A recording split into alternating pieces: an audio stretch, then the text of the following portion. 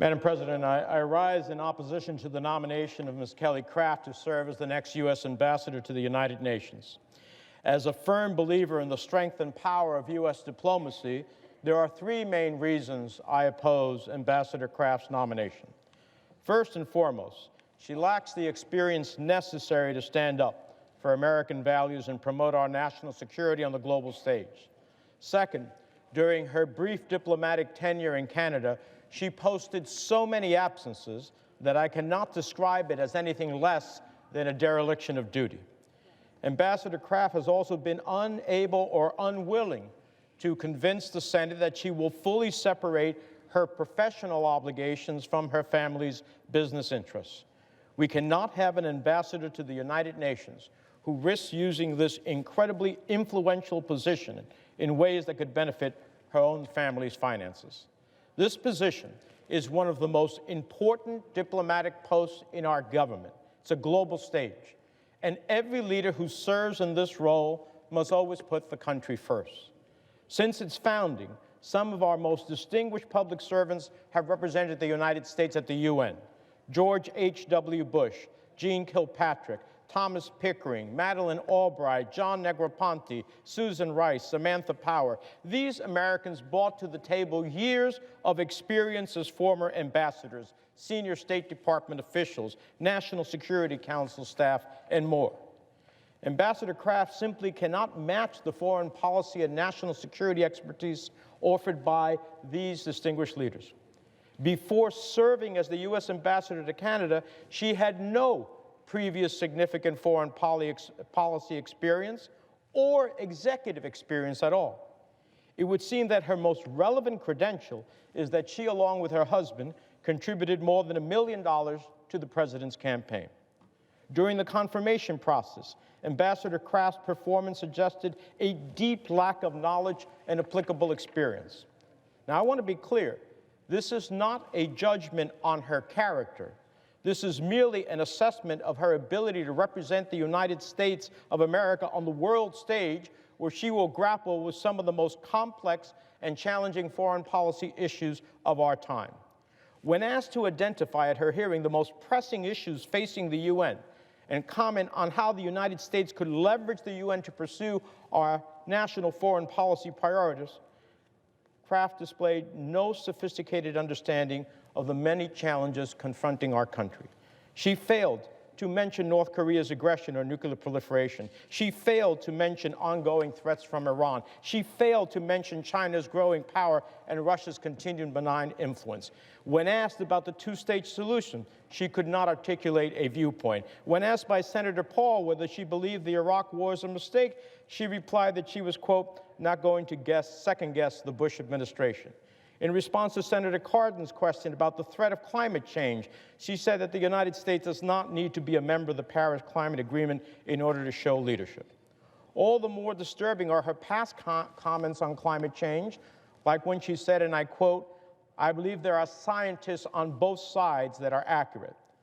Taken together, these answers should alarm anyone who hopes that the United States can use our power, our influence, and our leadership position to promote our interests and answer the great challenges of our time. Simply put, never in our nation's history has a president nominated such an underqualified person to this critical post for just being a donor.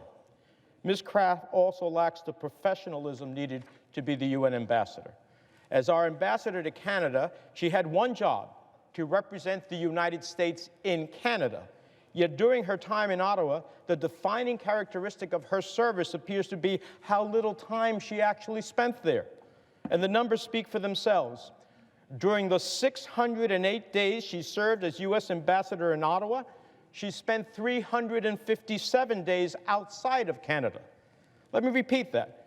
During her 21 months assigned to Ottawa, she spent an entire year out of Canada. For my colleagues who insist she was engaged in trade negotiations, the State Department's own records suggest otherwise. Indeed, the record shows she only spent 40 days on travel related to USMCA. She did, however, spend 210 days at her homes in Kentucky or Oklahoma. I repeat, she spent 7 of her 21 months as our ambassador in Canada at home in the United States. Now, last time I checked, not a single round of the USMCA negotiations took place in Kentucky or in Oklahoma. Additionally, while Ms. Craft claimed that she always received approval for her travel, records show that in at least 11 days out of the country, she did not have State Department approval. Should she be confirmed as ambassador to the UN, I think it's very fair to say that if an international crisis erupts, we might more likely find her in Kentucky than New York City. Ambassador Craft's absences represent a total abdication of her responsibility as the head of the U.S. Embassy in Canada, one of our nation's most vital allies. In one troubling instance, during the month when the Trump administration shut down the federal government, Ambassador Craft was in Ottawa for only 2 days. Rather than provide leadership to embassy personnel during uncertain times, she was at home in Kentucky. Perhaps she thought she was a non-essential personnel. Finally, Ms. Craft has also displayed a lack of diligence when it comes to preventing conflicts of interest. Look, I know this administration has sunk to some new lows when it comes to mixing family business with national security, but that doesn't mean it's okay. Norms are only as strong as our will to stand up and defend them. That's why we must push back against self-promotion at the expense of the American people. We also know that Ambassador Craft's husband, Joe Craft, runs the second largest coal producer in the eastern United States and has lobbied the EPA to roll back regulations against air and water pollution. Craft insisted to the committee that her husband, quote, plays no role whatsoever in official U.S. government business. But email and calendar records tell a different story. When Ambassador Craft needed information about U.S. environmental project, she asked her husband, not embassy employees, to connect her to former EPA Administrator Scott Pruitt. When the EPA sent the requested information to the ambassador, they included her spouse on the response. In addition to official calendars, Mr. Craft participated in at least 4 meetings with U.S. or Canadian government energy and environmental officials. The potential of conflict are staggering. The nomination of Ms. Craft to this position underscores the Trump administration's total lack of respect for the work of our diplomacy, our diplomats, and for the United Nations. Taken together, Ambassador Craft's lack of experience, her dereliction of duty and excessive absences in Ottawa, and her unwillingness to address potential conflicts of interest render her unfit to serve as our ambassador to the United Nations. In a world of growing challenges, the American people deserve a serious, thoughtful, proven leader to represent their interests at the United Nations. They deserve a leader who can leverage the United Nations to advance our national security interests and ultimately build a safer, more stable, prosperous world. And they deserve a leader who will put the interests of people over the profits of their family.